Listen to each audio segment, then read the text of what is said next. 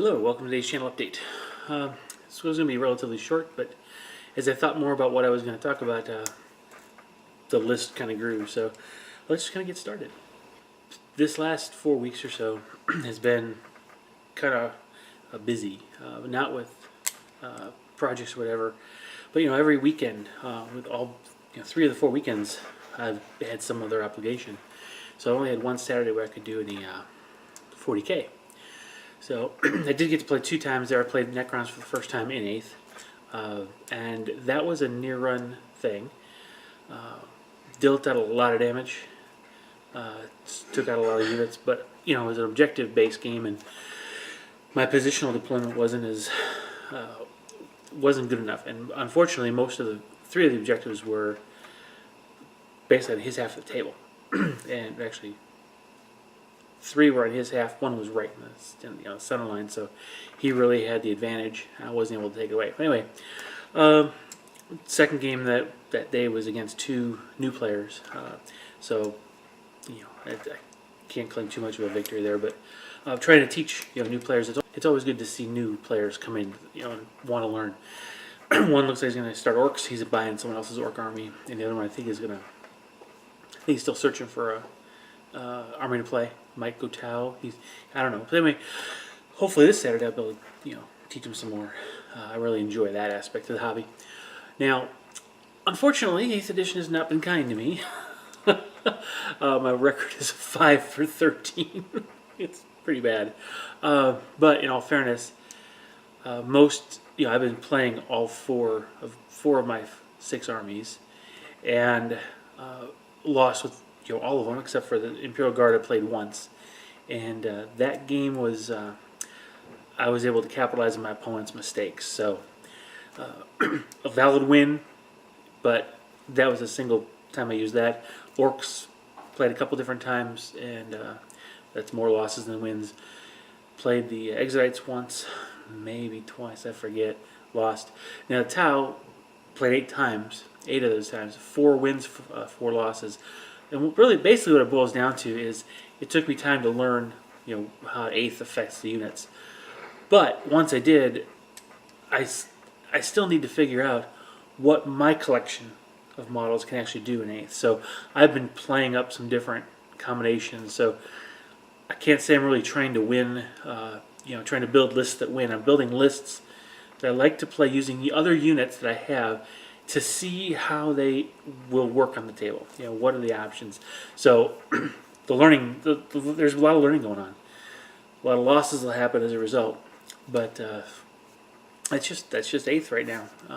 I'll wait till, like I said, I'll wait till the codexes drop before I do any type of purchase ideas or even continue some modeling projects on several of the units from some of my codexes, and we'll see how things change. But fortunately, though, this last month, Bolt Action started up on Thursdays. I've been able to actually get an extra game night in, thanks to schedule changes in our family. My wife has things to do on Thursday, which allow me to play Bolt Action, and I absolutely love that game. That is a real good system. In fact, I'd like to see 40K do some of the things that Bolt Action does. Now, I don't think orders are necessary, order dice are necessary in 40K, but I do like the idea of alternating deployment and alternating actions, activating units based on a dice draw. That really, I think, would be something that would be great for a 40K experience. But anyway, that's wishful thinking. It'll never happen. But Bolt Action has been a real thrill. I really enjoyed it. The learning curve was steep originally simply because I didn't have a book. Once I got the book, it was really easy to learn, easy to read, easy to get my arms around. And the first game, learning, consulting the book for the first time kind of thing, 2 hours for 2 turns. The second game, a week later, after pouring over the book, 6 turns in 2 hours. Pretty much a normal game is the way I understand it. And that includes the dialogue back and forth with the other player and just shooting the breeze, a relaxed pace. So not tournament speed, right? I'm really liking that game. So, okay, in September, I was able to steal a lot of hobby time. My wife noticed. Okay, as far as probably spent too much time, but anyway, I was able to get a lot more done. Got way more time spent modeling and painting than I had previously in the similar span, right? So you saw I plowed through, it seems, my Polish First Armor Division models, trying to knock those off the queue, and really they're done with the exception of basing. And the basing I will have to wait till October to do. I need to get some money together to get the remainder of the basing materials, and I'll throw something together for a video there. But unfortunately, like I said, my wife noticed, so I've had to make amends, so to speak. The really neat thing was, to my surprise, a friend of mine from gaming actually gave me some bolt action models he wasn't using, and got 14 more infantry. So now with that, I was able to make select models to now come with essentially two almost equal platoons. One first 10th Dragoons and 1/8 Rifles. The 8th Rifles only have 2 squads and a light mortar and a sniper, whereas the 10th Dragoons will have 3 squads, a sniper, and a PI. Okay, now I'll have some additional, I think I'll have a forward observer or something like that. But anyway, so now instead of using 30 infantry to gather from 2 different platoons to try to make an army list, I can now feature either the 8th Rifles or the 10th Dragoons, or in a really big game, both, as 2 separate platoons. I'm just really thrilled by that big improvement, or change. It's a good development. Now, looks like some more models are headed my way too, which will be good. I don't know the entirety. I do know there's some more, another Piat team, a couple light mortar teams, which will be good. I mean, I need, theoretically speaking, I need 3 light mortars within a company, right? Because a company is 3 platoons, right? Not saying I'm going to have a full company, though I think I might go the collecting route and try to actually build Company A or Company C, or I'll be really weird and do Company I of the 10th Dragoons, just because, no special reason, just because, right? But anyway, the problem is that I was able to get my model queue down to 125 or so, 127 I think, but unfortunately, these 14 models, plus Nick's Get It Painted Challenge is about to start. I'll put a link down below. You can check that out if you want to kind of get a little bit of motivation to paint something if it's been laying around your desk for a while.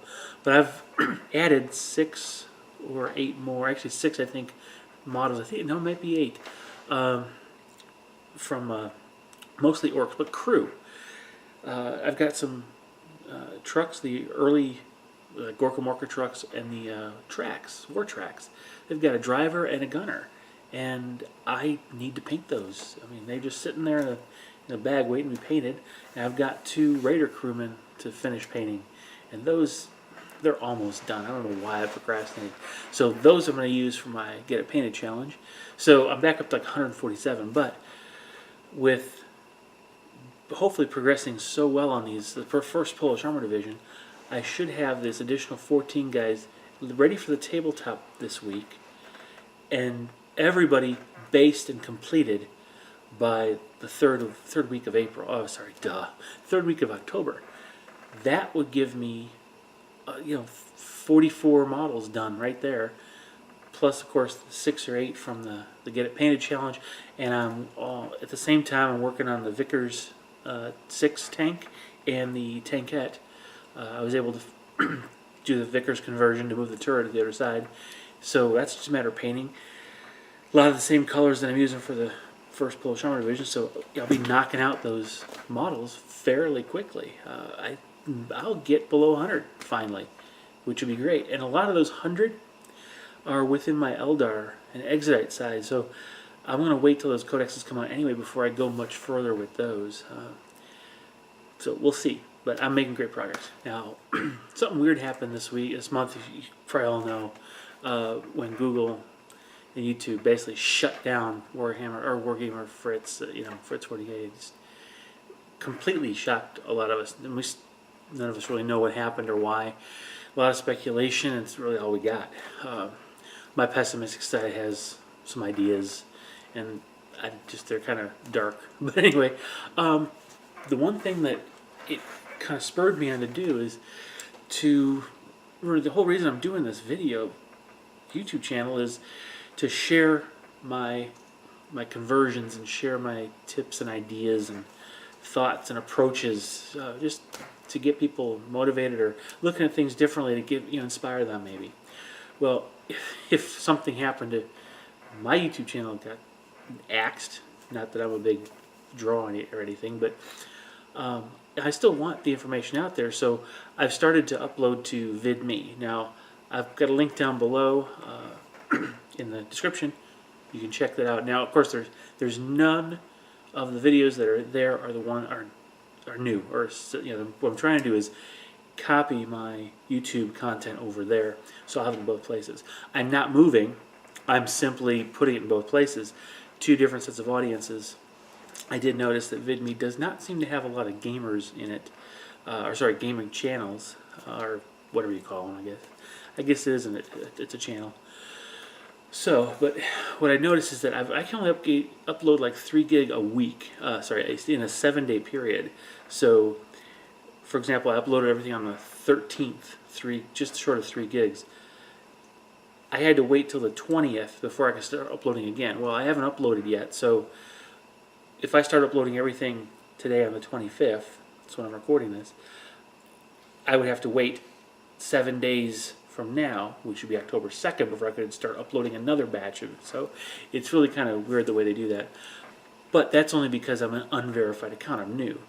So I need to get like 50 followers in order to submit for an application for verification. I think that's what they call it, in order to kind of get the full benefits of VidMe. So if you would, go over there and follow me. And I need 49 more followers to allow that. But essentially, whatever comes out on YouTube is going to come out in VidMe as well. And in the end, none of the 7th edition battle reports will be out in VidMe. My Kagorok's Last Laugh campaign will be in its full set of videos will be out there, because that, regardless of what edition, that's a story, and I want to keep that out there. But this way, it doesn't matter which you're more comfortable using. Hopefully, I'll be able to reach other people that don't use YouTube as much or prefer VidMe, or whatever. So I don't know how it's going to go, but I just figure it's nice to have that backup plan in case something ever happens. Just the pessimist in me, if you will. So that's something new. Now, something else this is kind of interesting. Here it is, end of September, 3 months to go, fall's arriving. Fall's a harbinger of change, right? Well, this fall is really going to mark an end to a chapter of my life, and in a good way, but it's a change.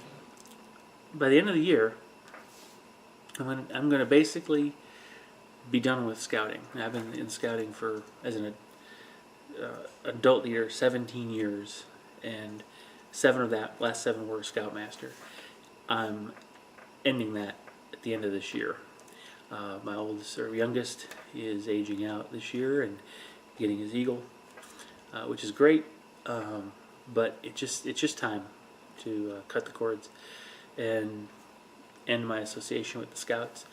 What'll end up happening, though, as a result, is fewer conflicts on Saturdays will occur, and I'll have Monday nights free again, which means more modeling time, more video time, more game nights. Well, I shouldn't say game. I mean, in the sense of I won't have more Saturdays, so I'll be doing more 40K. I'll still be doing bolt action. And that's going to be good. I'll be able to focus on my hobby aspect. Now, one of the things I love doing though is teaching, especially newer people to the game. So I don't know what else is going to come to take up that missing time, that free time that I'll end up with.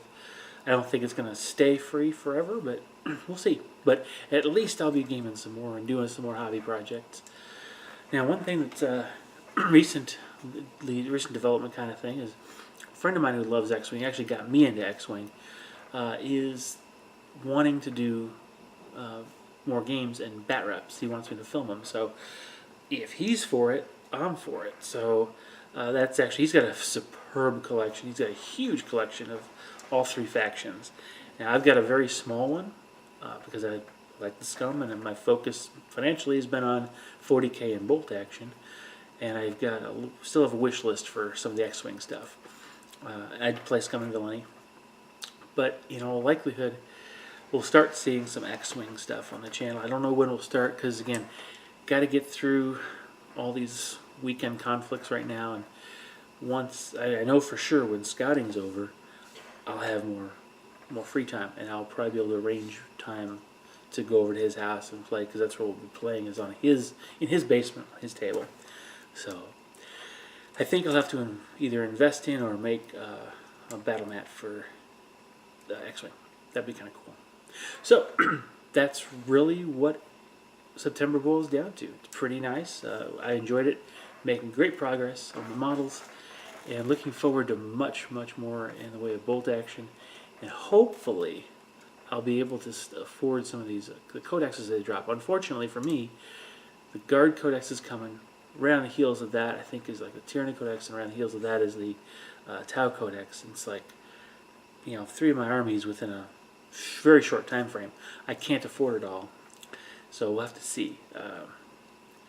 I don't know. We'll have to see. I don't know what I'm gonna do. I think I'll stick with Tau, but I really, really like my tanks for my guard. So got some decisions to make there.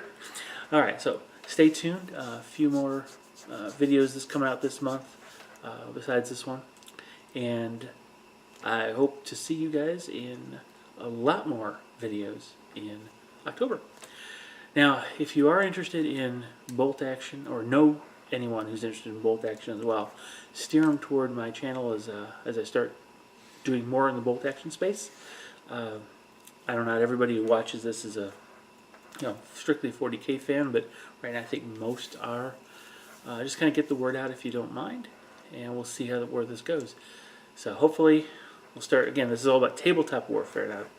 Granted, 40K's the big beast here, but I absolutely love my World War II stuff. So, and aerial combat has always been a favorite of mine. Might as well do it with Star Wars stuff, right? So that's how it's all playing out. So hopefully you'll have a great fall. I don't know how it is around the world. There's different seasons, have different temperature ranges. I know here these are changing. There's quite a bit of difference between summer and fall, and it's just my favorite time of the year. So hopefully I'll be able to get out some more, do some. I'll be doing some camping and fishing, but just enjoying the outdoors as well. All right, stay tuned. We'll see what new videos come out in the next few weeks, and I'll see you in the next video, whatever that happens to be. All right, thanks for sticking with me, and I'll see you in the next video. Bye-bye.